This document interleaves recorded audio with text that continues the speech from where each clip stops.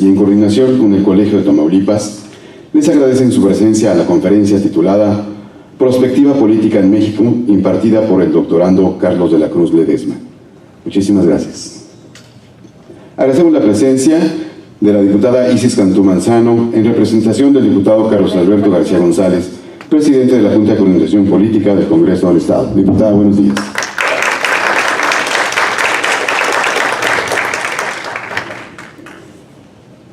Agradecemos la presencia de la diputada María del Carmen Tuñón Cosío. Bienvenida, diputada.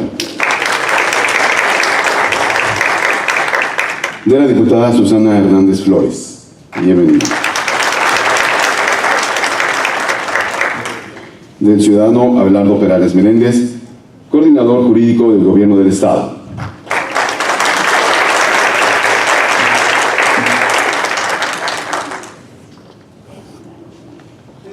Por supuesto, del doctorando Carlos de la Cruz Ledesma, nuestro ponente del día de hoy. Bienvenido, señor. Bienvenido. A la licenciada María del Pilar Gómez Leal, encargada del despacho del Instituto de Investigaciones Parlamentarias del Congreso del Estado. Bienvenida, licenciada.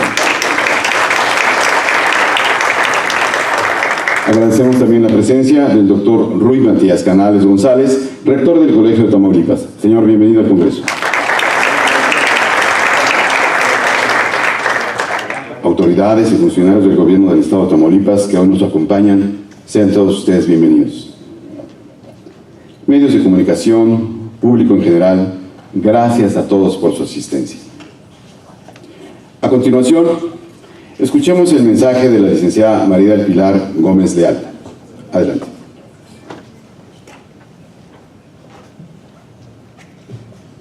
Buenos días, estimados amigos. Estamos reunidos el día de hoy en el marco del convenio de colaboración entre el Colegio de Tamaulipas y el Congreso del Estado Libre y Soberano de Tamaulipas a través del Instituto de Investigaciones Parlamentarias, el cual tiene por objeto establecer las bases generales para la coordinación de diversas actividades en el ámbito académico.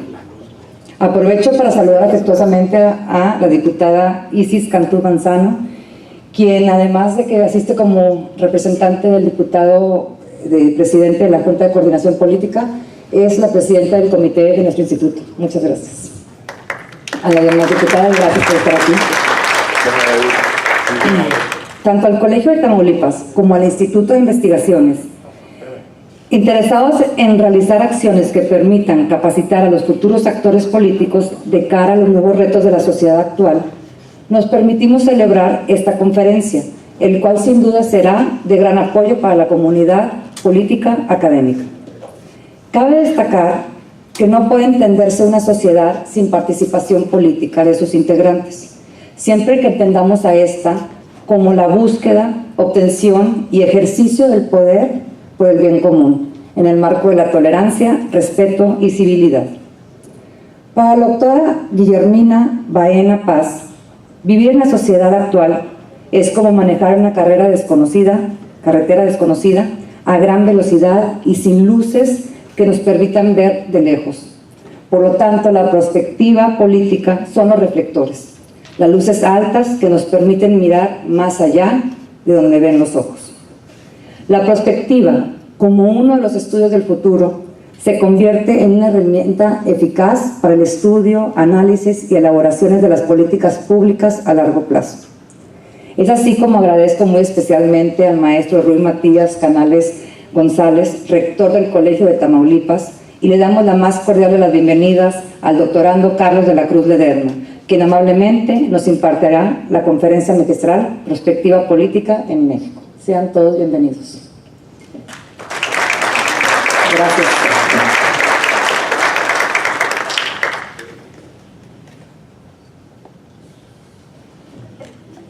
Bien, antes de iniciar, le vamos a solicitar al doctor Ruy Matías Canales González, rector del Colegio de Tamaulipas, nos dé una semblanza del ponente.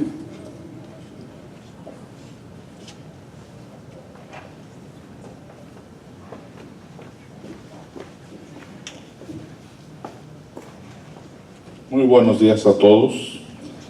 Agradezco la presencia de la diputada Isis Cantú Manzano que viene en representación del señor presidente de la Junta de Coordinación Política, el diputado Carlos Alberto García. Agradezco la presencia también de la licenciada María del Pilar Gómez, encargada del despacho del Instituto de Investigaciones Parlamentarias, de las señoras diputadas, de todos ustedes. Para el Colegio de Tamaulipas es muy grato tener la oportunidad de participar en coordinación con el Congreso del Estado en estas jornadas que tienen como fin mejorar las capacidades profesionales de cada uno de los integrantes de los poderes del Estado y de la administración pública. En ese sentido, el Colegio de Tamaulipas pretende convertirse en un centro de reflexión, en un centro de capacitación de cuadros del gobierno. Y en ese marco, el día de hoy tenemos la oportunidad de escuchar al ciudadano candidato doctor Carlos de la Cruz Ledesma, profesor investigador del colegio en la maestría de Planeación Estratégica y Prospectiva. Quisiera comentarles algunos rasgos sobresalientes de la carrera académica de Carlos. Carlos es candidato a doctor en Ciencias Políticas y Administración Pública por la Universidad Autónoma de Barcelona. Tiene maestría en Ciencias Políticas y Administración Pública por la Universidad Autónoma de Barcelona también. Tiene maestría en Derecho Público por esta misma universidad y una licenciatura en Derecho por la Facultad de Jurisprudencia de la Universidad Autónoma de Coahuila. Tiene una especialidad en Ciencias Políticas, Administración Pública y Derecho Público. En su experiencia profesional se dedicó por algún tiempo al ejercicio de la abogacía. Sin embargo, recientemente ha participado como asesor público en diversos gobiernos estatales y municipales, así como en algunas campañas electorales. Es consultor certificado por el organismo Conocer. En el mundo académico se ha desempeñado como profesor de la planta en el Departamento de Relaciones Internacionales y Ciencia Política del Instituto Tecnológico y de Estudios Superiores de Monterrey. Pero desde 2003, el profesor investigador se asignó, Carlos, a la Escuela de Graduados en Administración Pública y Políticas Públicas, el EGAP del Tecnológico de Monterrey. También ha participado como autor de varias investigaciones en revistas científicas especializadas, en algunos artículos periodistas y como coautor en algunos libros, además de intervenir como ponente en diversas conferencias, seminarios y diplomados a nivel nacional e internacional. Para nosotros, y creo que para el Congreso del Estado también, es muy grato contar con la presencia de Carlos de la Cruz Ledesma, a quien escucharemos atentamente. Adelante, Carlos. Bienvenido.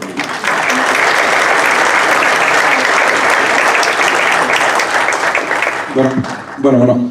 Antes que nada, muchísimas gracias, doctor, por su invitación a platicar aquí con los amigos de Tamaulipas. Para mí es un placer venir a esta ciudad de Ciudad Victoria a hablar un poco de la prospectiva. Lo que platicaba un poco en mi currículum el rector respecto a mi vida académica en el TEC de Monterrey, fui fundador del EGAP, la Escuela de Administración Pública, y fui fundador de la maestría en Prospectiva Estratégica del TEC de Monterrey. La primera maestría en México, Latinoamérica, la fundamos su servidor y el doctor Sidán Serawi. Y fue un trabajo muy arduo porque la prospectiva como tal es una disciplina de nuevo surgimiento que tiene dos corrientes fundamentales: la escuela determinista y la escuela voluntarista. La escuela determinista es la escuela que los economistas conocen como el forecast o forecasting, que tiene que ver con toda esta análisis de información y de variables que se articulan desde el punto de vista econométrico y se analizan en series de tiempo. En español quiere decir algo así como agarrar los números históricos de las variables, medirlas a través de tiempo y proyectar su crecimiento. Un ejemplo básico de esto es el precio de los metales, por ejemplo en la bolsa de valores, cómo se determina el valor del oro, por ejemplo, para diciembre de 2017, ¿no? Bueno, pues se estudia toda esa periodicidad y se proyecta por procesos econométricos y más o menos se estima un valor futuro del precio de los metales. Eso es lo que hace la econometría y eso es lo que hace la corriente del forecasting. Es matemática. Me dirán, bueno, ¿y tú como abogado cómo demonios te metiste en eso? Bueno, me gustan las matemáticas, ¿por qué no? También se vale. Y entendí que no era suficiente. Los economistas piensan, ¿aquí hay algún economista por acá? ¿No? No hay economistas. Bueno, los economistas piensan que los números les dan la realidad, pero la realidad es muy compleja. La realidad no se puede simplemente reducir a un conjunto de variables para tratar de entenderlo. Podemos entender, por ejemplo, el Producto Interno Bruto de un país, el crecimiento, pero eso no te dice realmente muchas otras cosas. Es decir, la canasta básica es la congregación de un conjunto de números que referencian el valor actual de productos de primera necesidad. Pregunta básica, ¿qué productos? ¿Quién determina que esos productos son de primera necesidad? ¿Por qué esos productos y no otros productos? Entonces, se empieza a cuestionar. Es decir, ese nivel de numerología que los economistas manejan como sacro, en realidad, si haces preguntas básicas, puedes cuestionarlo. Entonces, la economía no nos alcanza para tratar de explicar la realidad, y mucho menos nos alcanza para tratar de explicar algo que no ha sucedido. El futuro es algo incierto completamente. ¿Quién sabe qué va a pasar el día de mañana? Ejemplo, el tornado que afectó a su estado hace unos días en Nuevo Laredo. ¿Se imaginan, si alguno de ustedes es transportista, alguien habría pensado que iba a llegar un tornado y destrozar eso? ¿Alguien habría asegurado su carga? Yo creo que no, y menos sobre un tornado, ¿no? Entonces, esa circunstancia que al parecer nadie pudo haber previsto, que es una situación completamente incontrolable, que de repente la naturaleza se pone caprichosa y sucede, pues puede ser posible, ¿sí? También puede ser posible un terremoto, puede ser posible muchas cosas, pero una cosa es ser posible y otra cosa es que sea probable. ¿Sí entendemos la diferencia entre posible y probable? Posible es que caiga un aerolito y nos desaparezcamos como humanidad. Probable es altamente improbable que suceda, por lo menos en los próximos años.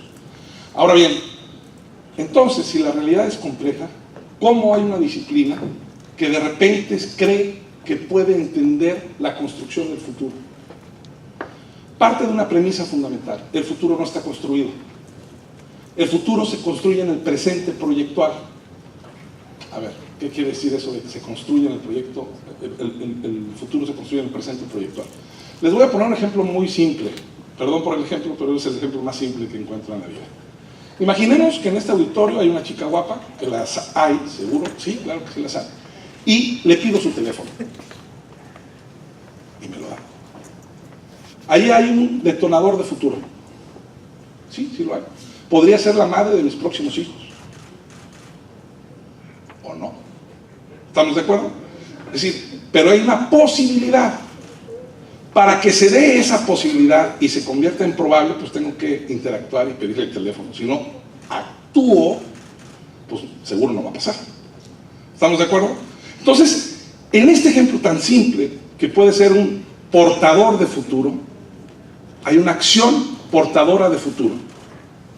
Si yo no le pido el teléfono, no hay acción, no hay futuro. ¿Estamos de acuerdo? Entonces, partiendo de la premisa de que el futuro se construye en el presente proyectual, podemos entender que si hoy tomamos decisiones puntuales, pueden construir futuro. Un futuro que deseamos, o cuidado, que no deseamos. En política, muchas veces tomamos decisiones cortoplacistas o atendiendo a intereses, como dice el dicho, de bomberazos, ¿no? Es decir, en política muchas de las decisiones se toman por la presión social que se está teniendo y es reactiva. Es decir, oye, pero ¿por qué no hicieron? Pues no sé, no lo hicieron, pero tengo que tomar la decisión ahorita y la decisión menos costosa es esta. Sí, a lo mejor es menos costosa en el momento, pero esa decisión en mediano o largo plazo puede ser fatal. Pongamos el ejemplo: políticas públicas. Ustedes están interesados en el área gubernamental, están interesados en lo público, todos tienen algo que ver, estamos en el Congreso, del Estado, y por supuesto aquí se generan las leyes que articulan el marco normativo que da fuente o nacimiento a las políticas públicas en beneficio de la sociedad. Voy a recordar a dos teóricos fundamentales, George Jelinek y Hans Kelsen. Los que son abogados, ¿hay abogados aquí? Sí, muchos. No tengan miedo, platiquen, interactúen. Bueno, aquellos que son abogados seguramente leyeron a Hans Kelsen y a Hermann Heller y a George Jelinek. Y el planteamiento fundamental de la teoría general del Estado tiene que ver con ¿para qué sirve el Estado? ¿Para qué sirve el Estado? ¿Por qué existe? ¿Por qué cedo mi potestad en el ámbito de mi libertad a un ente imaginario denominado Estado para que controle y tenga la capacidad coercitiva de poner orden? Punto. Entonces, la esencia fundamental de por qué existe el Estado parte de dos principios fundamentales según los teóricos que acabo de referenciar. Una es la seguridad. Y no me refiero a la seguridad solamente de pistolas y policías, por favor. Me estoy hablando de seguridad en su término más amplio. Y me refiero a seguridad jurídica, a seguridad en la propiedad privada, a la seguridad personal, a la seguridad de mis bienes, a la seguridad o certeza de un sistema. Esa seguridad es la esencia fundamental por qué el Estado existe. Y a veces a nuestros gobernantes se les olvida. Y el otro elemento fundamental tiene que ver con el bien común. Y no es porque sea panista, lo dicen los teóricos. Aclaro, soy catedrático. Entonces, si la esencia fundamental del ser del Estado tiene que ver con seguridad y bien común, es de ahí de donde deben de partir la construcción de las políticas públicas. Entonces, ¿qué está sucediendo con los estados en el contexto mundial? Que han perdido el rumbo. Y hoy muchos estados se determinan estados fallidos por la carencia de esos dos elementos. No están dando la certeza jurídica, la seguridad necesaria a sus ciudadanos, y no están generando un bien común, porque sus políticas públicas no están generando un beneficio en la comunidad. En la época de posguerra, en el 45, ustedes recordarán la construcción de un modelo económico basado en la teoría económica de Marlas Keynes, Carl Marlas Keynes, el llamado keynesianismo, que nos dio como origen el llamado welfare state, o estado de bienestar. El estado de bienestar partía de la premisa de ese bien común y entonces articulaba un conjunto de políticas públicas para generar salud, vivienda, educación. Y entonces tú eres, por el hecho de ser ciudadano, este modelo nace en Inglaterra y se expande en Europa, pero por el hecho de ser ciudadano, resulta que tienes salud pública. Yo tuve la oportunidad de vivir 5 años en Barcelona y era impresionante que a pesar de ser mexicano con mis hijos tenían acceso a la seguridad social. Entonces cuando se me enfermaban, llegaban al doctor, obviamente no me cobraban, pero no solamente eso, sino me daban una receta a la cual iba a la farmacia y la medicina venía incluida. Así de simple. Y no le daban paracetamol. Claro. Entonces, ¿qué sucede? Bueno, pues gran parte de la esencia del Estado articula un servicio de seguridad social que da beneficio a la sociedad. ¿Qué pasó en países como Latinoamérica? Llegamos tarde, mal y de malas al llamado estado de bienestar. Y en lugar de ser de un estado de bienestar, es un estado del malestar. ¿Quién ha tenido oportunidad de estar en alguna institución de salud? ¿Sí? ¿Algunos de ustedes no se enferman? ¿Ustedes aquí son bien sanos todos? Bueno, pues yo sí alguna vez, o mis padres, en paz descanses, los dos murieron en el, no digo la institución, pero en una institución de seguridad social del Estado, ¿no? No se salvaron mis padres, seguramente fue la genética de ellos lo que los llevó al panteón y no la mala praxis médica. Bueno, aunque demandé a algunos de ellos, pero sucede, y no tan lejos, en sus familias seguramente, y en las familias de muchos mexicanos sucede todos los días, en donde llegan a querer ser atendidos y se van con paracetamol, ¿no? Entonces, y eso cuando hay. Entonces, ¿cómo es posible que construyas una política pública en materia de salud, en materia de educación, en materia de seguridad, partiendo de una premisa del inmediatismo? Pues normalmente lo que vas a hacer es tapar un hoyo y destapas 20. Y así seguimos construyendo políticas públicas en el país. No tenemos un alto para poner un proceso reflexivo y articular políticas públicas de mediano y largo plazo con una vida sustentable, con sustentabilidad. Entonces, muchas de las cosas que hacemos, les voy a poner un ejemplo básico, los botones de pánico, que se extendieron en la última década.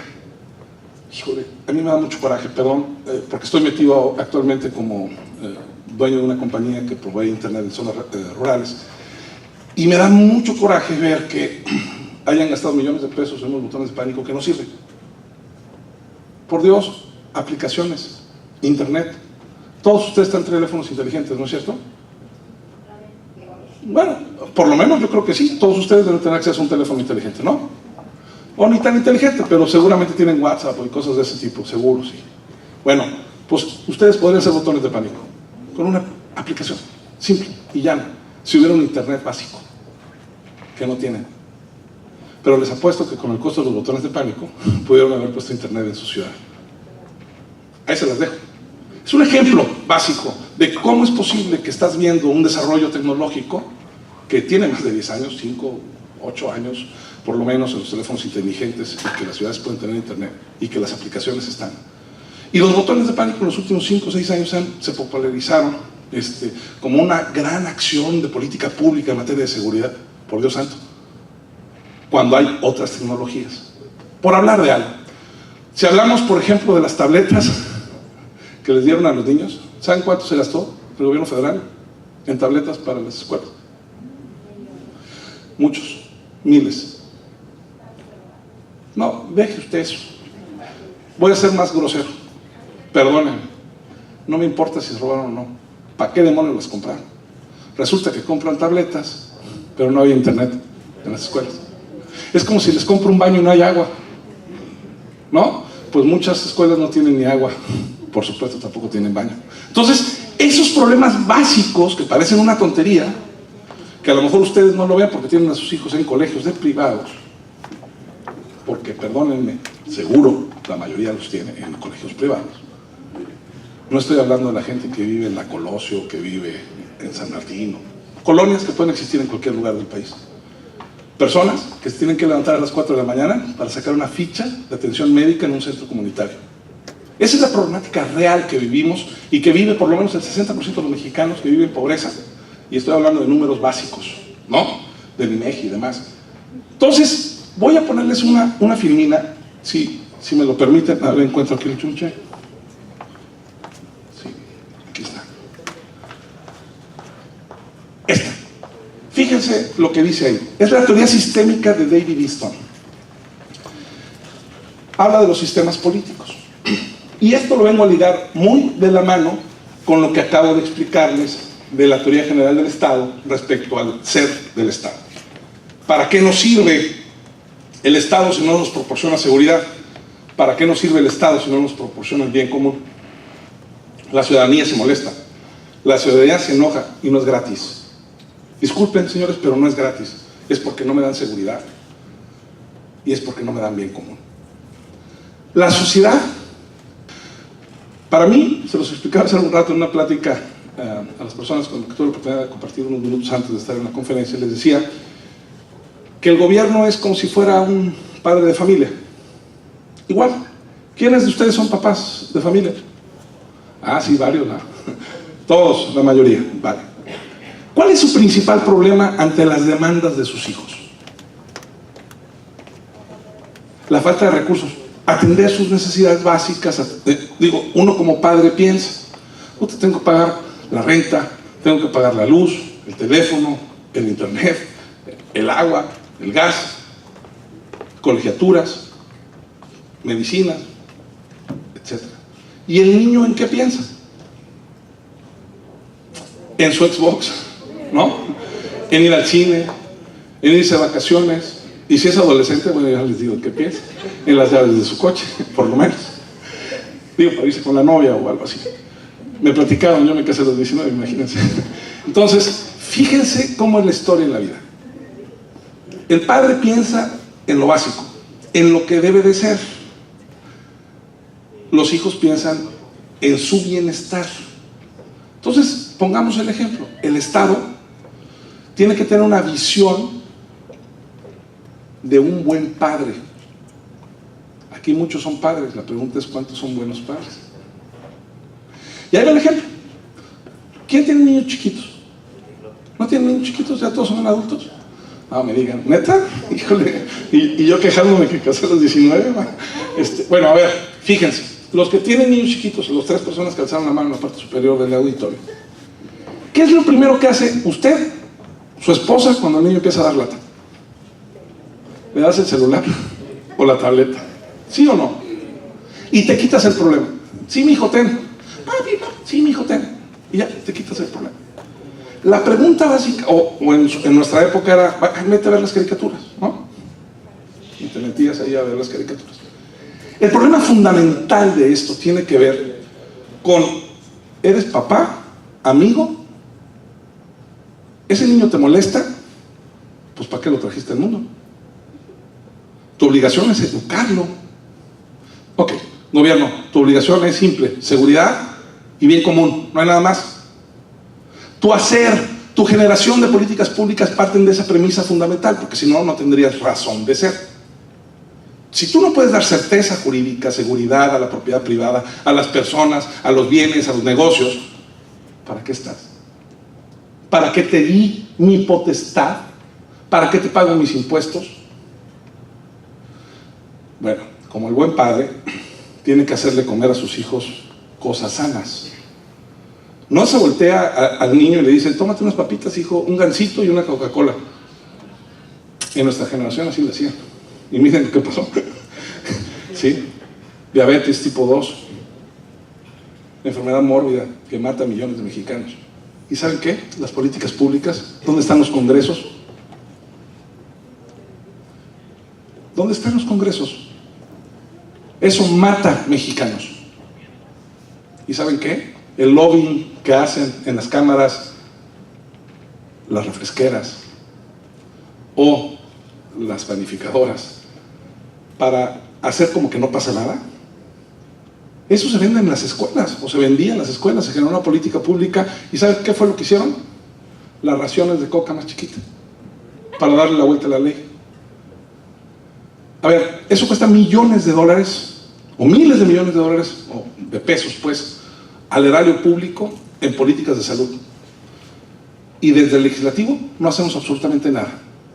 Me refiero al legislativo federal, obviamente. Claro. Políticas públicas articuladas con una visión.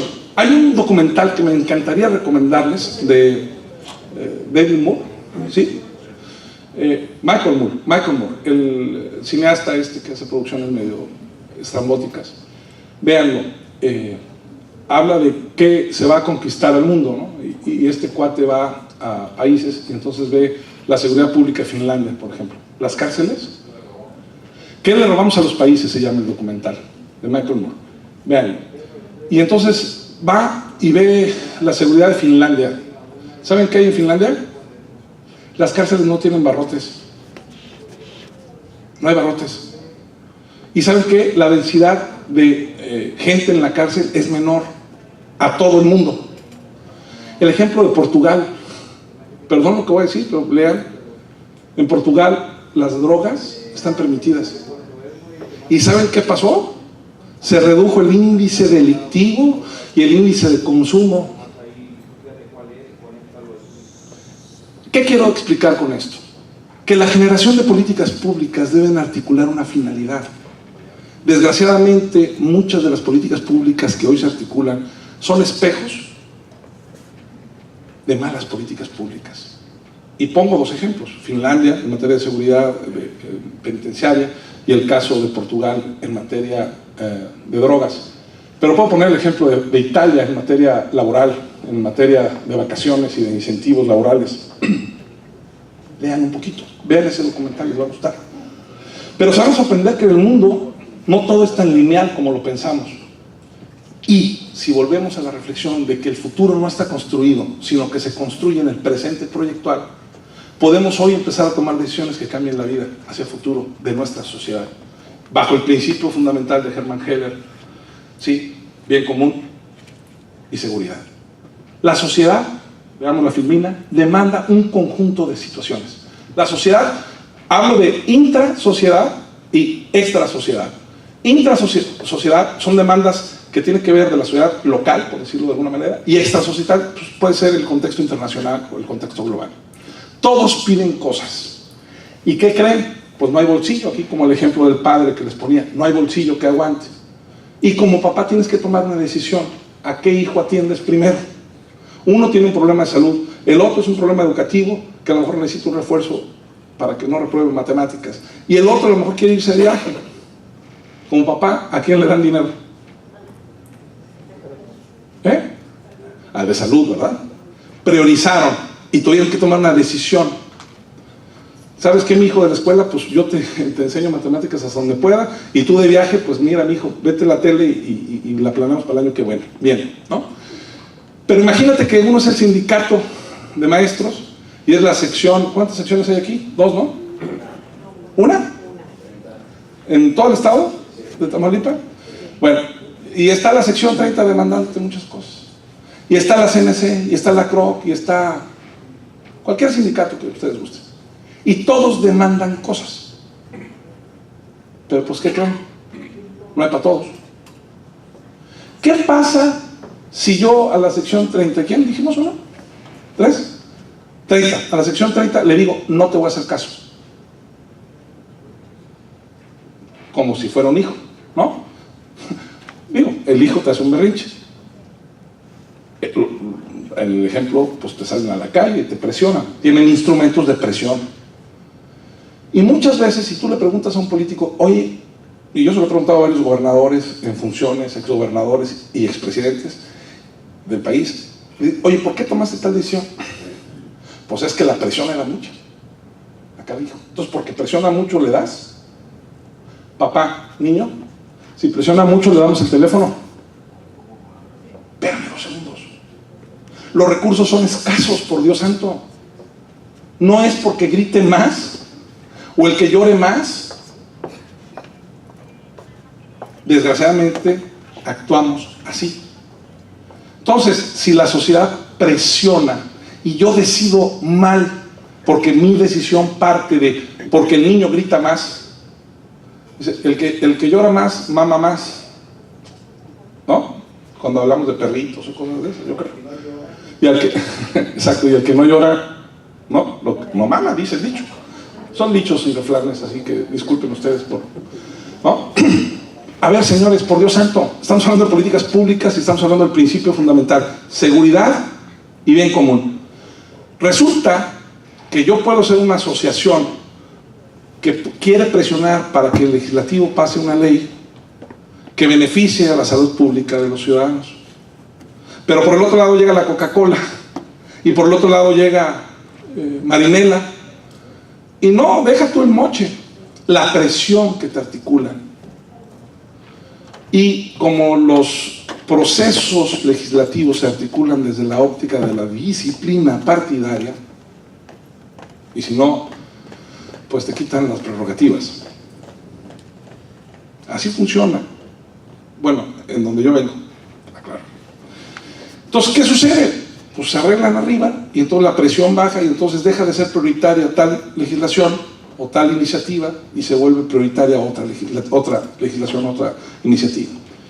Y dejamos la esencia fundamental, le seguimos dando el celular al niño. Cuando la sociedad presiona, tú como autoridad tienes que decidir.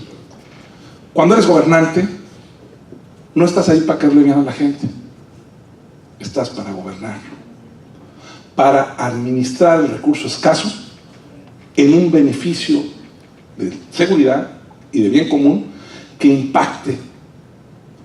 Resulta que decidir es una de las situaciones más difíciles del sistema político.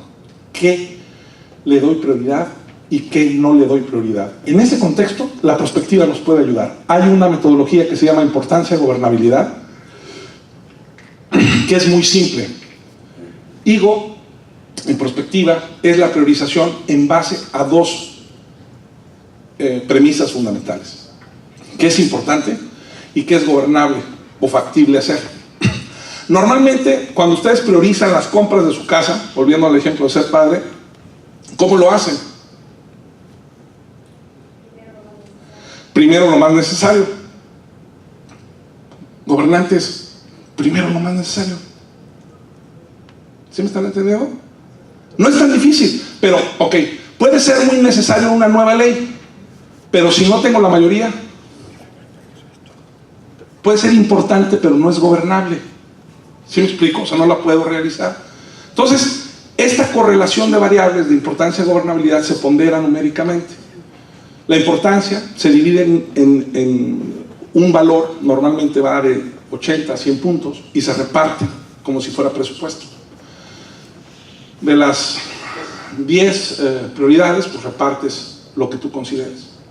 Y ahí hay una priorización numérica, básica. Pero al correlacionarla con la gobernabilidad es la capacidad de hacerlo, y puede ser fuerte, moderada, débil o nula. Le das un valor matemático, 4, 3, 2, 1 o 0, y al momento de correlacionarlo en una matriz cartesiana, sacas la mediana. No me quiero elevar mucho, pero te dice, esto es posible y es importante, hazlo. Esto es muy importante, pero no es posible. ¿Sí? Y los cuadrantes de abajo te dicen, esto no es importante y no es posible.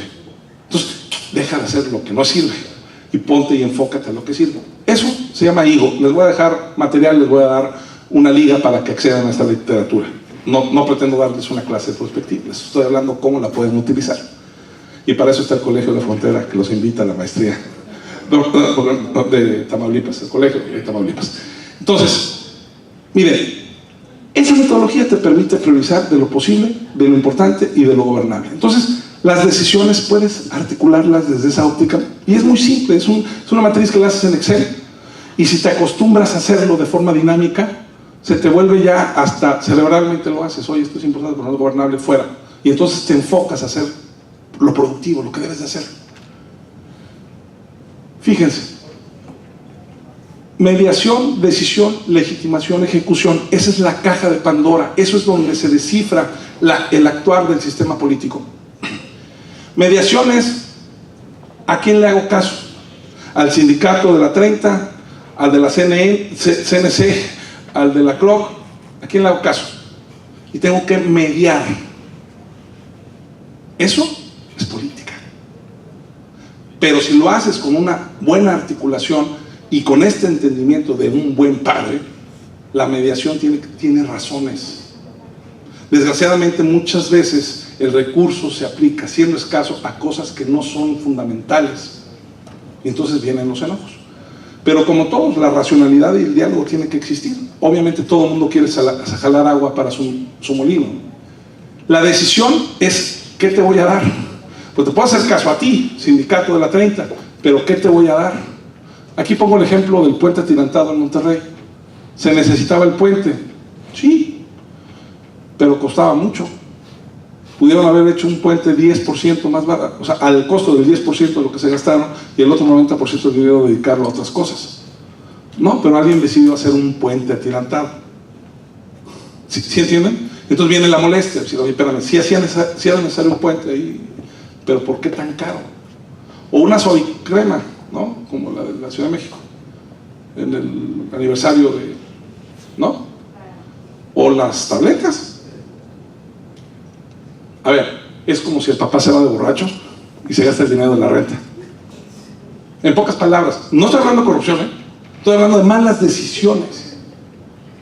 Entonces, caramba, te vas a gastar 200,000 millones de pesos o 20,000 millones de pesos, ya hablan de millones de pesos como si fueran no sé qué, cuando las necesidades de este país son bárbaras. Entonces, resulta que el papá anda en Acapulco con la secretaria.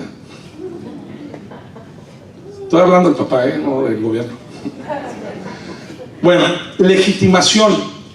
Una vez que tomas la decisión de si es un puente atirantado o es un puente normal y el dinero lo meto en otro lado, vayamos al planteamiento de legitimarse. La legitimación tiene que ver con tomar la decisión en un término jurídico. La legitimación puede ser vista desde dos ópticas. La legitimación activa, que se conoce jurídicamente como, bueno, pues si eres un gobernante porque ganaste, tienes la legitimación y entonces tomas las decisiones. Sí, perfecto, muy bien. Pero también legitimación tiene que ver con esta correlación de las necesidades de la sociedad. Yo tengo que tomar decisiones sobre cosas que la sociedad quiere o necesita. y no inventarme cosas. Porque si yo me invento cosas, pues estoy actuando ilegítimamente, no estoy actuando a las necesidades de la sociedad, estoy actuando a mis intereses. ¿Sí? Y por último tiene que ver la ejecución. ¿Qué quiere decir? Es cómo ejecutas lo que estás realizando. ¿Lo ejecutaste bien? ¿Lo ejecutaste mal? Y aquí viene de obras que se tardan 3 años en terminar, ¿no? En donde meten a amigos constructores que no saben construir, o ejecuciones equivocadas. Esa falta de eficacia y eficiencia en la realización de las políticas públicas también impacta en la sociedad. Entonces, el output de salida que te da el sistema, como vemos en el diagrama de flujo de atrás, pues son las respuestas que el sistema le da a la sociedad. Cuando hay disonancia en el proceso o errores en la mediación, decisión, legitimación o ejecución, impacta de forma directa en la percepción de la sociedad respecto a la generación de políticas públicas estables que den ese beneficio en respecto a seguridad o bien común. Y entonces la sociedad se enoja. La perspectiva nos ayuda porque metodológicamente nos ayuda a ordenar ideas. La perspectiva es la construcción del futuro en el presente, tomando en cuenta el conjunto de variables que están disponibles. Cuando yo les explicaba la formación de la escuela, la escuela de perspectiva, que nace en México en el 2003, si no me equivoco, tiene que ver con esta afluencia del forecast y de la escuela voluntarista. El forecast te allega de toda la información que existe de estudios macroeconómicos, económicos, variables, etcétera, lo que es medible. Y el forecast te involucra a los expertos en procesos participativos, con metodologías valorativas que finalmente se sientan en un panel y con la información dura empiezan a discutir sobre situaciones específicas. La perspectiva te permite, mediante un conjunto de metodologías, tratar de definir estos elementos disruptores que te hacen un cambio potencial para construir un futuro diferente. Y entonces, así como en el contexto es posible muchas cosas, la perspectiva te ayuda a priorizar y te ayuda a entender cuáles de las cosas que pueden pasar son más probables que pasen. Entonces, es esa pequeña luz que la amiga leía hace un momento, es esa luz en la carretera que te permite ver un poco más allá en esa carretera desconocida a 200 kilómetros por hora. ¿Por qué? Porque estás tratando de entender las tendencias y megatendencias de lo que sucede en el mundo, estás entendiendo las variables que están y que te están dando algo de luz, y estás oyendo a los expertos que te están diciendo el problema y posibles soluciones. Y al proceso matemático que existe detrás de la metodología prospectiva te permite priorizar, por ejemplo, con MACTOR, matriz actor objetivo. El MACTOR te permite hacer un mapeo de los actores, identificar quiénes están a favor o quiénes están en contra, quiénes son aliados naturales o quiénes son no aliados naturales, y cómo poder llegar a mover un actor para alinearlo a un objetivo. Es poderosísima esa herramienta. En campañas, ahí se las platico, ¿no? O en políticas públicas, para articular políticas públicas donde tienes presión social de ciertos grupos, ahí se las platico, te puede ayudar a reducir muchísimo la presión social. MACTOR, por ejemplo. Tienes otra metodología, la tercera, no lo voy a abrumar con metodologías, pero hay una tercera también muy importante, que es el SMIC-PRO, Sistema de Matrices de Impacto Probabilizado. ¿En qué consiste el SMIC-PRO? El SMIC-PRO consiste en entender, identificar las variables que te construyen generadores de futuro, estas semillas de futuro, y entonces en un proceso de correlación matemático te define la probabilidad de ocurrencia de estos futuros. El futuro es la congregación de un conjunto de variables que te dan la realización de este futuro. Entonces vas previendo futuros posibles y le vas a dar probabilidad de ocurrencia. Los expertos votan en un proceso matemático y al final dicen, es que esto es lo más probable. Entonces agarras el rango de probabilidad de 80%, que normalmente son 3 o 4 futuros posibles, y a partir de ahí generas la planeación, en donde ya generas tus objetivos específicos y tus metas y los vas puntualmente dándole seguimiento. En pocas palabras, para no abrumarlos con estas metodologías, lo que haces es generar una planeación estratégica desde un análisis mucho más objetivo que la planeación neo-tradicional. La planeación neotradicional, la planeación participativa que se ha venido utilizando para planear en los gobiernos. Simplemente es misión, visión, objetivos, metas, sí, pero ¿quién define los objetivos? ¿Por qué se definen así esos objetivos? Bueno, pues muchas veces es porque creen que así debe de ser. Bueno, la perspectiva te da un poquito más de luz y te permite planear viendo estos posibles escenarios, probabilizándolos, y a partir de ahí te genera procesos de construcción de planeación un poco más certera.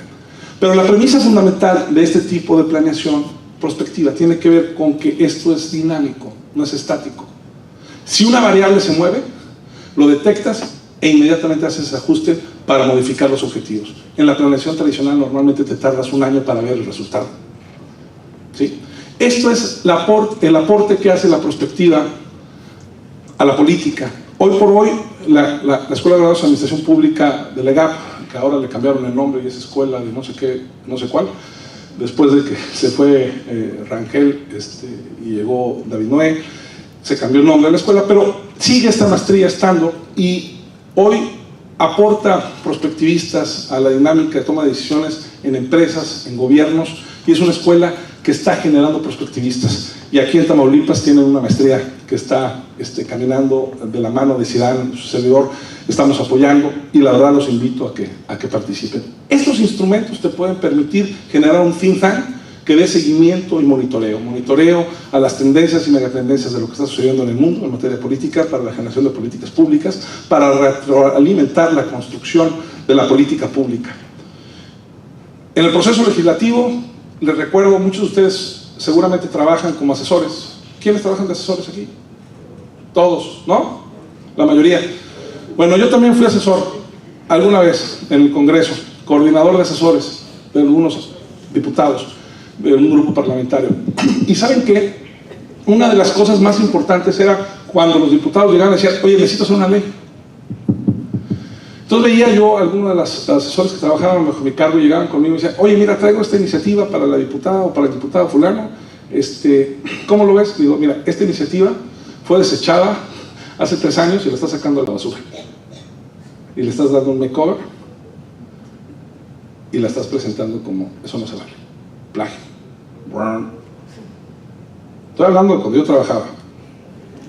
Ojo, los diputados son nuevos, no saben. Perdón, diputados, pero se las cuelan y ni cuenta, Pasa. No estamos haciendo las cosas. Ojo, esa es una. La otra es: vamos a una gran iniciativa, diputada o diputado, y vamos a hacer una iniciativa de género. Y agarran el copio de la iniciativa que se presentó en el Congreso Federal. A ver, yo los invito a que veamos los problemas de fondo de su estado en el que estamos, Tamaulipas, y entendamos las necesidades. ¿Su centro de investigaciones? Tienen un centro de investigaciones aquí. Estudios cuantitativos, estudios cualitativos, correlación con el Ejecutivo, para entender las necesidades y las problemáticas fundamentales de su estado. Y a partir de ahí articulen políticas públicas, normas que beneficien a la ciudadanía con la premisa fundamental: seguridad, bien común. Modificar leyes a veces es tan fácil como cambiar una palabra. ¿Cuántos de ustedes han hecho iniciativas que cambian una palabra en un artículo? ¿Cuántos de ustedes han hecho iniciativas en donde cambian una sola palabra de un artículo? Varios. Sí, hay unas que pueden ser profundamente importantes y hay otras que son profundamente inútiles. Pero nosotros, cuando somos asesores, y lo digo porque ya estuve sentado de aquel lado muchos años, lo hacemos porque hay que subirle la numeraria a la diputada. No, diputada, usted ya lleva 16 iniciativas. En cambio, su amiga Juanita nada más lleva 8. A ver, seamos serios y entendamos la dinámica. En los estados, muchas de las leyes que ustedes generan provienen de la Secretaría General de Gobierno. Se las ponen. Y se les da el seguimiento y simplemente viene el cabildeo. Vayamos al fondo, señores. Los diputados tienen que generar normas serias que atiendan a esta premisa fundamental de la esencia fundamental del Estado, teoría general del Estado. George Jelinek, Hans Kelsen, Hermann Heller, ahí están, léanlos, no duele. Y entonces vamos a entender el deber ser del por qué estamos aquí como diputados y como equipo de un diputado. Y entonces vamos a tener que empezar a formar normas que articulen políticas públicas que transformen a nuestra sociedad y que les lleven beneficios de seguridad y de bien común, en términos generales. El proceso legislativo es complejo, sí lo es, y hay que hacer mucho trabajo. No solamente es jurídico para hacer el análisis comparado sobre otras normativas, es profundo. La ley es el marco que engloba el actuar del gobierno. El gobierno no puede hacer absolutamente nada a lo que no está expresamente autorizado. Nada. Porque es esa parte de libertad que te quita y que tú como ciudadano en tu ámbito de libertad das.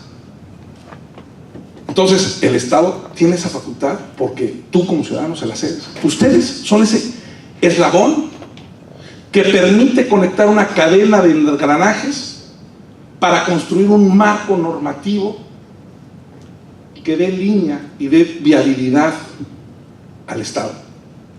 Yo los convoco al uso de estas metodologías prospectivas que están ahí. Les voy a dejar una liga, lipsor.org o FR. Es Lipsor, se meten en Google. La escuela prospectiva francesa, hay hasta software ahí para hacer procesos de priorización. Si quieren leer un poquito, úsenlo, muchachos que se dedican a construir leyes, para que aprendan a priorizar, sorprendan a sus diputados con un proceso reflexivo más allá en la construcción de sus iniciativas. Vean qué es realmente importante y posible para transformar a su Estado, y no se queden solamente en el sacar del balcón de los recuerdos iniciativas para subirse la numeraria de su diputado. Creo que su Estado los necesita, y los necesita al 1000% trabajando por la población. Muchas gracias, señores.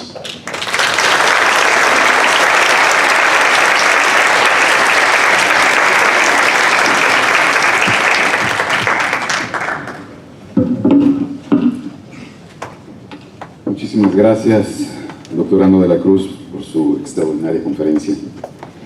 Bien, abrimos el espacio de preguntas y respuestas, para lo cual tendrán disponibles 2 micrófonos en los pasillos laterales. Si alguien solicita, por favor, los compañeros están ahí a su disposición.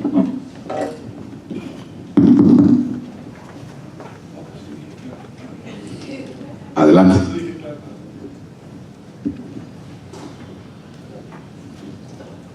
¿Cómo está, doctor? Mucho gusto, Mauricio Sánchez. Mira, mi participación va encaminada a los grupos de presión que usted mencionaba. Yo veo dos vertientes y los veo como un factor de beneficio. El primero de ellos lo indica Cecilia Mora Donato. En gobiernos donde no existe una verdadera oposición, estos grupos de presión sirven como tal. Entonces, no estoy hablando de Tamaulipas, pero puede darse el caso. y bueno, sirven para hacer las políticas públicas, para tomar varias decisiones, ¿no? La tendencia en prospectiva es que los planes de desarrollo los incluyan. Tal es el caso del Plan Nacional de Desarrollo de Enrique Peña Nieto, que ahí los tiene. El día de ayer se presentó el Plan Estatal de Desarrollo. Desconozco, no lo he leído, si ya los incluyeron. Esperemos que sí. Y la otra vertiente sería la que se llama Giovanni Sartori, que nos dice que estos grupos de presión, al no encontrar una media positiva, o sea que no encuentran resultados a su beneficio, generan que no haya legitimación de las secciones del gobierno y por ende tienda a una ingobernabilidad. Entonces, yo desde mi punto de vista considero que sí son necesarios y deben incluirse en la planeación, tanto estatal como nacional. quiero inferir la pregunta, porque al final no hubo una pregunta como tal. ¿Ok? Voy a tratar de adivinarlo, ¿vale? O pregúntame directo, como tú quieras. Entiendo tu planteamiento y voy a ser muy simple y sintético. Los resultados electorales que acaban de tener hace unos meses les cambió y le reconfiguró la cara a Tamaulipas, como a gran parte del país. ¿Estamos de acuerdo? Nos guste o no, hoy aquí los que antes gobernaban son oposición y los que nunca habían gobernado hoy son gobierno. Ese es un hecho, no hay valoración alguna. Los grupos de presión siempre han existido, y no me refiero a hoy perdí, hoy soy oposición y hoy soy grupo de presión. Antes, a la inversa, los que hoy ganaron también eran grupo de presión. No, no es tan dicotómico, hay muchísimos más grupos de presión. Cuando hablaba de la sociedad, hablaba de intrasocietal y presiones intrasocietales y presiones extrasocietales. Sindicatos, grupos, asociaciones, empresarios, líderes, ahí están. Y aunque me dijeras monolíticamente en el pasado se gobernaba un solo color, el Congreso era de un solo color, el Ejecutivo era de un solo color, el Judicial era de un solo color, y todo parecía lineal, y la oposición se canalizaba de forma clientelar o patrimonialista según la dinámica política. ¿Sí? Estoy hablando de teorías, ¿eh? No, para que no se me vaya a sentir nadie, aclaro. El punto es, la presión había, de propios grupos internos del mismo color, como los hay hoy. Es decir, hoy los azules no son hegemónicos, como los rojos tampoco fueron hegemónicos. La presión también se daba al interior de esos grupos, y se va a dar al interior del grupo que hoy gobierna. La presión siempre existe, el sistema tiene que saber administrarlos. Cuando yo te decía mediaciones, ¿a quién le voy a hacer caso? Pero explicándole. Si tú agarras a tus hijos y les dices, mijo, hoy no te vas a ir de viaje porque tenemos que operar a tu hermano del apéndice y el dinero que había para tu viaje es para tu hermano, por muy gacho que se sienta, pues sí, tienes que operarlo, ni modos, ¿no? ¿Sí o no? Digo, me va a doler, no voy a ir de viaje, pero pues opera al hermano. Bueno, es dialogando, pero como el elemento lleva interés económico y de muchos más intereses, pues obviamente hay presiones y hay tensiones. Hay que saber mediar. A unos decirles sí, a otros decirles que no. Y al que les diga que no, pues se va a enojar. Pero pues ahora intento poder yo. ¿Se vale? Sí. Hegemónicamente, los rojos lo tuvieron durante mucho tiempo. Hoy lo tienen los azules, pues bienvenidos. Pero al final no se trata de colores, se trata de ciudadanos como tú o como yo. Al final, aunque seas azul y yo sea rojo o viceversa, somos seres humanos, somos ciudadanos y tenemos necesidades fundamentales. Tú también tienes problemas de salud, en políticas públicas, en materia educativa, en materia de seguridad. ¿Me explico? Lo que pasa es que el recurso es poco. Que no te dé el recurso a ti, pues obviamente te va a molestar. Y al que no se le daba antes, pues a lo mejor ahora está feliz. Eso es normal, hay que saber mediar. No puedes desaparecer de la oposición. En tu casa, ni tu esposa piensa como tú. Gracias a Dios. Adelante. Ahí va el micrófono. Un segundo, ahí va el micrófono.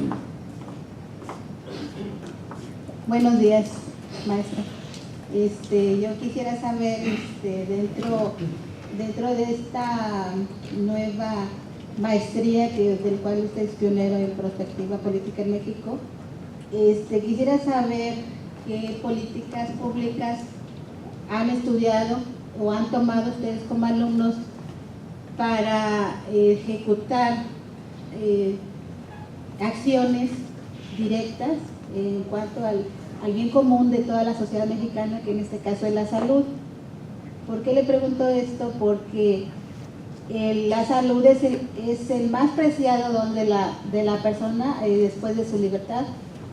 Entonces, de acuerdo con estadísticas que usted nos acaba de dar, de que muchos mexicanos estamos enfermos por malas políticas públicas, por mala alimentación, tenemos en la realidad tiendas internacionales y nacionales como es la Soriana, como es Walmart, que nos venden productos con gusanos. Pura proteína, diría. Aparte de eso, tenemos también las frutas y verduras enormes que son los productos transgénicos que nos están dañando enormemente. Tenemos las tortillas que son de papel plástico y nos las estamos consumiendo. Tenemos el arroz plástico también, o sea, nos están matando. ¿Qué políticas públicas ha hecho su maestría y qué políticas públicas ha hecho el Estado mexicano para evitar este mal de salud a que nos aqueja a todos? Bueno, antes que nada, muchas gracias por la pregunta, pero déjenme le platico una cosa. Gracias, se lo juro, gracias, por pensar que la maestría puede generar políticas públicas. No podemos generar políticas públicas, porque no somos autoridad. Pero sí podemos trabajar para la generación de políticas públicas. Eso sí le digo. Yo le voy a platicar de una en donde participó la Escuela de Graduados de Administración Pública y participaron con Prospectiva. La formación de la Fuerza Civil, Nuevo León, por ejemplo. Hay grupos interdisciplinarios, por supuesto, no es una persona trabajando, son grupos interdisciplinarios, expertos trabajando. Estoy hablando de seguridad. En materia de salud, el tema de generación de políticas públicas tiene que ver desde los congresos, ¿sí? Tiene que ver desde las secretarías de Estado relacionadas con la temática. Salud, obviamente, educación, etcétera, etcétera, ¿no? Dependiendo. La prospectiva es una disciplina, ¿sí? Que sirve, que ahí está para que sea utilizada. La utiliza quien la conoce. Y sí, hay trabajos bien interesantes que se han desarrollado, pero que quedan en materia teórica en muchas ocasiones. Hay otros que se han aplicado. Hay instrumentos que han participado. Mira, yo tuve la oportunidad de participar en México 2030, que fue el ejercicio previo a la realización del Plan Nacional de Desarrollo del presidente Calderón. ¿Ok? En ese equipo que tuve la oportunidad de trabajar con Carlos Medina Plasencia y con todo el equipo panista de aquel entonces. Ojo, no soy panista, porque luego van a decir, se trajeron un panista que hablar, no. Aclaro que no. No, asesoro priistas, por cierto. Te lo platico, sí asesoro priistas, y actualmente a varios en el Congreso Federal. Varios amigos diputados priistas son asesorados por mí. No tengo filiación, pero te platico, sí se utiliza instrumentalmente esta disciplina para generar planeación, la construcción de políticas públicas. Sí, lo que tú señalas en materia de salud, sí es una problemática muy, muy grave. Digo, hay mucha información y mucha desinformación. Lo del arroz plástico no es cierto. Es una imagen ahí que anduvo en Facebook que no era verdad. Era un proceso de construcción de unas perlitas que se utilizan para el relleno de cojines, ¿no? Y alguien dijo que era arroz y entonces generaron toda una dinámica que la llevaron hasta el Congreso Federal. Te lo digo porque hubo un debate en Cámara de Diputados Federal sobre el tema del arroz chino. No es cierto, no era arroz chino. Pero, volviendo al punto, las grandes superficies que te venden alimentos de mala calidad y demás, pues eso sí es muy, muy grave, pero desgraciadamente es una dinámica comercial que tienes que ver si tú generas una política para regularla o no, o cómo. ¿Sí me explico? Porque muchas veces, bueno, pues si es para lo que alcanza y el arroz traía gorgojo, pues ya quisiera decirte que muchos mexicanos quisieran comer ese arroz con gorgojo. Perdón que te lo diga, porque no tienen ni para eso. Pero también tenemos un ejemplo de los alimentos destructivos que nos están dando. Sí, la parte transgénica. Tenemos una empresa Sí. y ya la corte ya se determinó si va a continuar la venta de. Claro, pero entonces aquí está, este es un escenario donde puede usted convencer a alguna diputada o diputado que genere una normativa, ¿no? O sea, es decir, son los espacios. Si usted tiene la capacidad de convencerlo, adelante. Ese es el planteamiento. Ahí están los instrumentos, la prospectiva te ayuda. ¿Sale? Perdón, adelante. Buenos días, doctor. Antes que nada, pues una felicitación por su brillante conferencia. Y mi pregunta va enfocada en la siguiente forma. Hay una realidad en nuestro país que es la mayoría de la población, día con día, el mayor problema que tienen es levantarse y ver qué van a comer por lo menos una vez al día, ¿verdad? Es una realidad.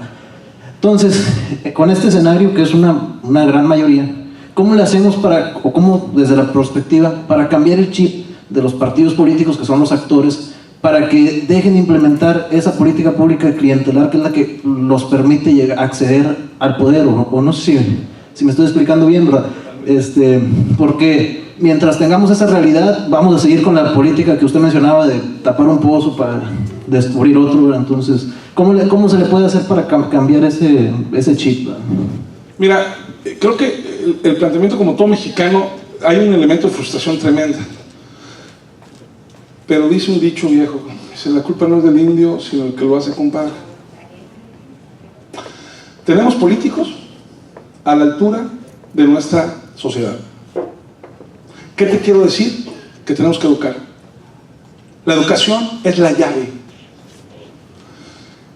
El punto es que es complejo educar. No es simple. Porque la educación, les voy a poner un ejemplo. Ayer estaba dando una clase y les decía, miren, en materia educativa, por ejemplo, ¿ustedes piensan que los japoneses son inteligentes? Sí, claro, whatever. ¿Saben qué nos diferencia los japoneses de los latinoamericanos? La disciplina. Y es un video de Facebook que anda ahí. Y el tema se llama disciplina. Pero les voy a poner el ejemplo. Los niños, nuestros hijos, ¿qué pasaría? ¿Cuántos de ustedes tienen hijos en colegio? Bueno, de este lado. Los demás no tienen hijos porque son solteros. Ah, lo tienen en la pública. Ok. Bueno, ahí le va. Para la pública, ahí va la pregunta. Fíjate. ¿Qué te parece? No le digo, ahorita me contestan los que la tienen en la privada. Acá la amiga que las tiene en la pública. ¿Qué parecería si tu maestra, Juanita, de la sección 30, del sindicato de maestros, agarra a tu hijo y a sus compañeritas o compañeritos y los pone a trapear, a barrer y a lavar los baños? De 7 a 8 de la mañana. ¿Qué ves? Es correcto. Me encanta que digas eso. Pero ¿cuántas compañeritas, madres de tus compañeritas, de tu hija, dirían que es correcto? La mayoría diría que ¿qué, perdón? Que es incorrecto. ¿Por qué? Se enojarían. Porque tú no mandas a tu hija a que lave, planche y barra, ¿no? Como dice el dicho, ¿no? Están violando sus derechos constitucionales, diría el papá abogado de la niñita Isabelita. Fíjense, en Japón es la premisa fundamental, su espacio, disciplina. ¿Y sabes qué? Desde ahí, cuando son chiquititos, les empiezas a formar valores. Sí, pero aquí, no. Es impresionante. Y de ahí nos vamos, ¿eh? Decía la compañera, la disciplina. Sí, efectivamente la disciplina, pero la disciplina se mama en casa, en las escuelas, y es toda una tradición que parte casi desde la religión. ¿Sabe qué pasa en este país? No tenemos disciplina. Discúlpenme que se lo diga, nadie tiene disciplina. La tendrás para algunas cosas, pero para tu vida diaria, normalmente no. Yo, algo que le doy gracias a mi esposa, que le enseñó a tender la cama a mis hijos. Pero no les enseñó a cocinar. Pero tender la cama sí. No a cocinar, pero sí a tender la cama. Bueno, pues desde niñitos, 6, 7 años, los niños tendían su cama. Yo creo que eso le molestaba mucho a mi mujer. Mis hijos se tienden su cama. Pero la disciplina, si lo hubieras extendido, ¿sí? Estos muchachos que ya tienen 30 años casi, mis hijos, seguramente le ayudarían a cocinar, le ayudarían a barrer, como yo lo hago. Porque yo sí tengo disciplina y aprendí, por eso sigo casado 30 años. No es cierto, es broma. Pero sí, la verdad es la disciplina. Y entonces, volviendo a tu planteamiento, la parte de la educación es fundamental. Tenemos los gobiernos que merecemos como sociedad. ¿Por qué? 1 kilo de maíz, frijol, papel de baño, jabón sote, embolsado, amarrado, puede hacer que mi voto valga eso. Desgraciadamente. ¿Por qué? Porque también la necesidad económica es muchísima. Ay, me lo ponen aceite.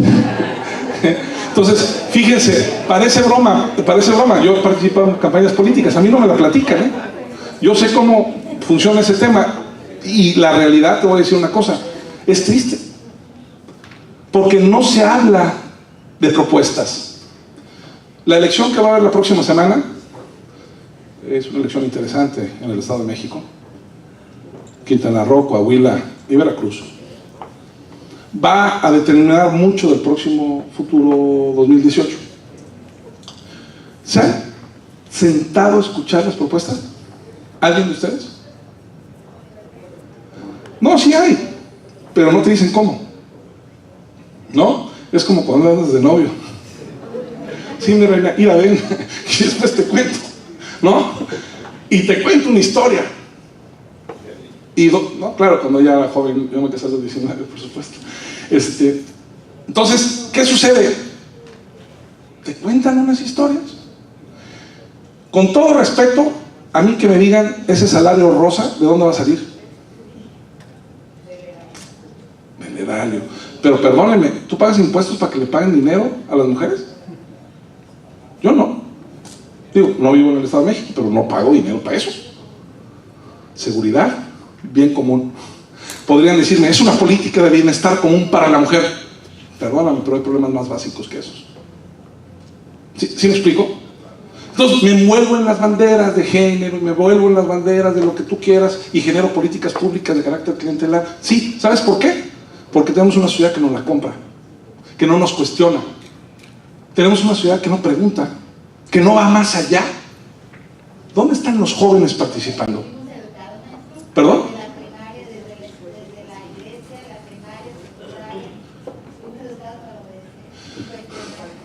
Ese es el... Mira, hoy el paradigma educativo, por ejemplo, yo te platico de la reforma educativa del TEC de Monterrey, aclaro. Cambio de paradigma, a mí me tocó en el 2000 cuando llegué al TEC, y entonces ponía en el centro de la educación al alumno en lugar del maestro. El proceso tradicional de enseñanza era maestro-alumno.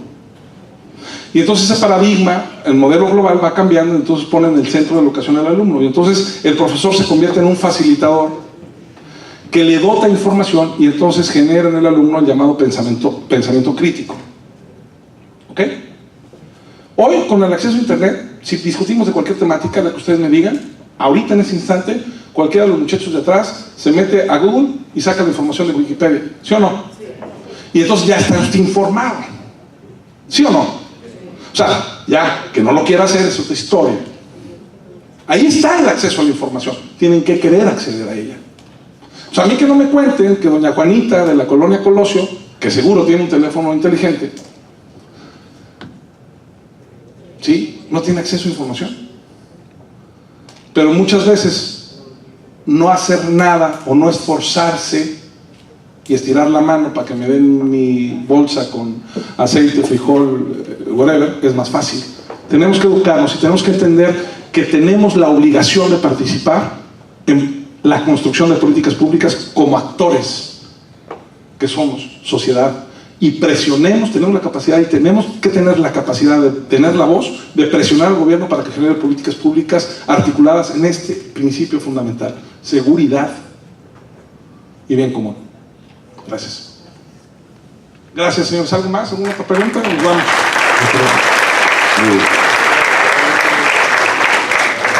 Una pregunta. Buenos días.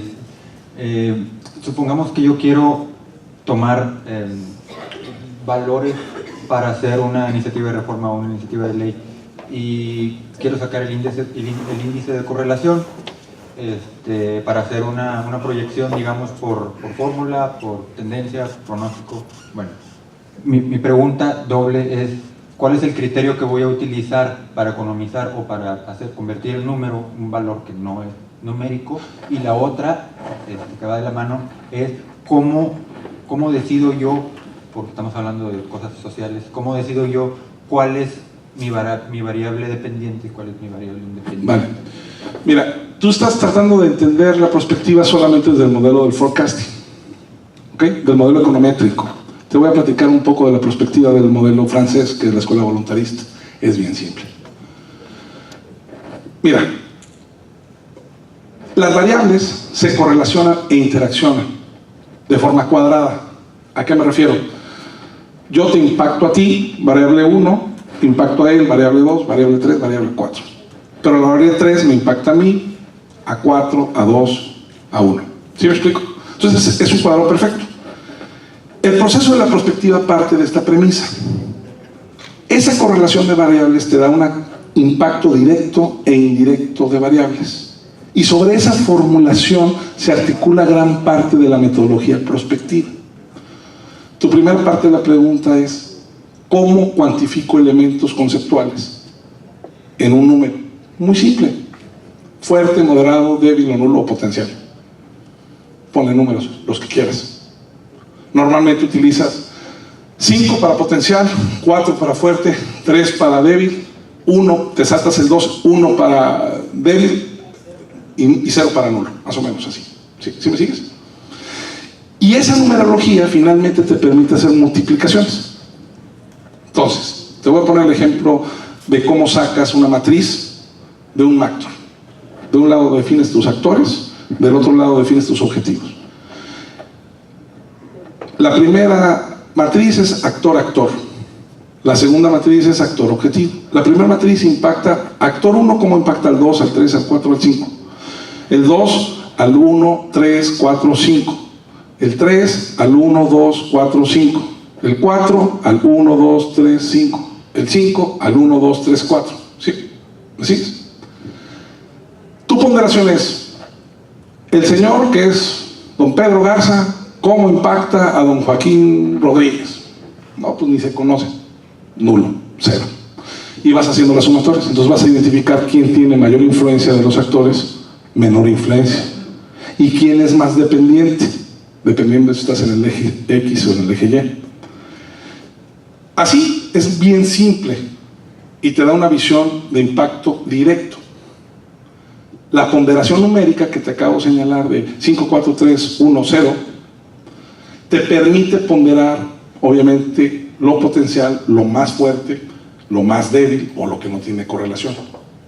Esas simples multiplicaciones llevan un proceso de racionalidad. Es decir, te lo voy a poner como ejemplo. Vamos a hacer una modificación legislativa. ¿De qué tema te gusta? Salud. El tema acá de la amiga referente a las grandes superficies, ¿no? De que no vendan tal o cual. ¿Qué actores podría haber ahí? Pues obviamente tienes a las grandes superficies como un actor fundamental de peso económico, pero tienes obviamente al gobierno, tienes un conjunto. Identificando los actores, dices, bueno, ¿quién va a estar a favor de la propuesta de la compañera? La diputada que lo promueve, su partido político. ¿Qué tanta influencia tiene sobre los demás actores? No, pues es que la compañera es de Nueva Alianza. Tiene un peso específico en el Congreso de un diputado. Estoy imaginando, porque no sé ni los números, discúlpenme, estoy haciendo un ejemplo, ¿eh? No conozco, estoy hablando de Francia, perdón. Un diputado. Así, ni me meto a desgastarme. ¿Por qué? Pues porque no va a salir nunca. Al menos que convenza a la fracción parlamentaria mayoritaria que sepa. Entonces ya tiene a los aliados. Resulta que la maestra es el voto decisivo para que pase otra legislación de suma importancia, que necesitan un voto calificado y necesitan el voto de Nueva Alianza. Y entonces ya estamos hablando de intereses correlacionales. Entonces vas convenciendo, oye, pero necesitas otro voto. Este MACTOR, al momento de hacer la correlación y las valoraciones, te permite identificar qué actores van a estar a favor, van a estar en contra, qué actor influye uno sobre otro, y todo por haber conceptualizado numéricamente, así como te lo expliqué. Y los procesos de multiplicación matricial, que es aquí el chiste de la prospectiva, porque se multiplica actor, actor, actor objetivo, las ponderaciones, y luego se multiplican las matrices, te puede identificar la influencia directa e indirecta de un actor específico sobre otro. Ese tipo de modelación es lo que hace la prospectiva, pero se hace en mesas de debate, con actores preponderantes que entienden la discusión, y son preguntas puntuales. ¿Sí me explico? Es como se logra. En términos econométricos, no me da una correlación para poder articular un conjunto de variables que no son medidas. Esa es la falla. ¿Por qué? Porque si tú no tienes el historial, el histórico de variables, ¿cómo haces una correlación? Pues no puedes. ¿O sí puedes? No puedes. Entonces ya falló. Y muchas de las variables en materia de construcción de políticas públicas no están medidas. Sí está medida la información estadística fundamental, el PIB, el crecimiento, ¿Qué quieres hacer? una correlación de una variable dependiente e independiente, en donde si la edad influye e incide con el sexo, ¿qué te da? ¿Sí me estás siguiendo? Cambio la perspectiva, utilizando este tipo de metodologías con ponderaciones, como te las estoy comentando, te permiten focalizar. Tamaulipas 2025 es el fundamento, es un estudio prospectivo que se hizo aquí en el Colegio Tamaulipas, que fue el fundamento del Plan Estatal de Desarrollo. Obviamente ellos tomaron un panel de expertos. Aquí no me importa si era rojo, verde o amarillo, seguramente hubo sociedad sin colores.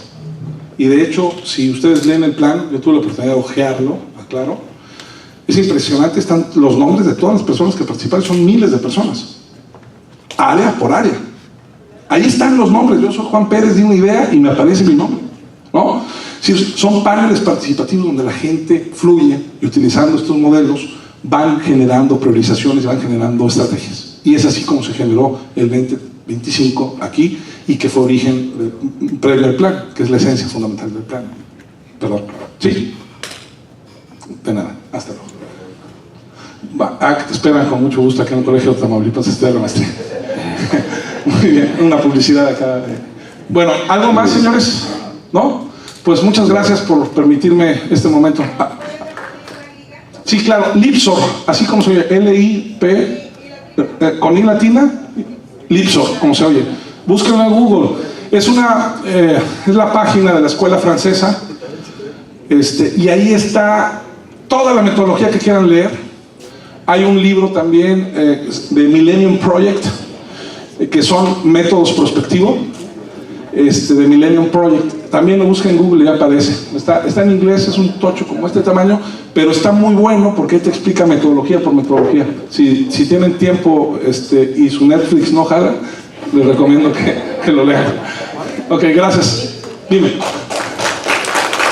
Bien. ¿Perdón? Lipsor, con R al final. Lipsor. No, en Facebook, en no. Google. Y Google te mete la liga de la página web. Hoy ya no hay páginas web, hoy todo es Facebook. Muy bien, gracias, señores, que tengan buen día. Hasta luego. Bien, con esto vamos a terminar la sesión de preguntas y respuestas. Muchas gracias, doctorando. Muchísimas gracias, de verdad. Bien, le solicitamos a los diputados, invitados especiales, pasar al frente para llevar a cabo la entrega de un reconocimiento al doctorando Carlos de la Cruz Ledesma, nuestro ponente del día de hoy, nuestro extraordinario ponente del día de hoy. Ojalá lo pudiéramos tener cada mes. Y a la toma de fotografía. Adelante.